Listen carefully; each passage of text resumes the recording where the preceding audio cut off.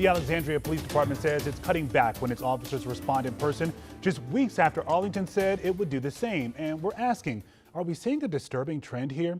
Like his counterpart in Arlington, Alexandria Police Chief Don Hayes blames staffing shortages for the changes. So the big question tonight, what will this mean for people who desperately need help? Our Matthew Torres spoke to Chief Hayes, who says public safety is still the #1 priority.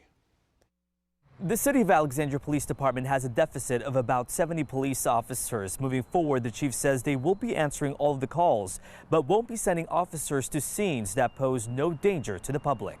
We are not reducing our calls for service. We're going to respond to every call for service, sometimes just differently. We're modifying the way we do that. It's a new reality for both police officers and residents in Alexandria. As the agency deals with a drastic drop in staffing, from resignations to retirements, officers likely won't show up to non-emergency calls. We want to make sure that we have the resources available to respond to those emergency calls for service when they happen, and they're not tied up on what we call a paper call. They can actually respond there in the appropriate manner. As an example, Chief Don Hayes says that includes if a fire crew is already responding to a fall or if a car was broken into with no suspects around. Calls that do not require an emergency response will still be taken online or over the phone by officers. The chief believes it will help with response times. But this way, we now have the staffing available in-house to be able to take those calls for service right over the phone immediately, as opposed to them waiting for an officer to respond out there to their location. In a sit-down interview with the chief last month, he says the city has approved his budget request, but recruiting has been tough.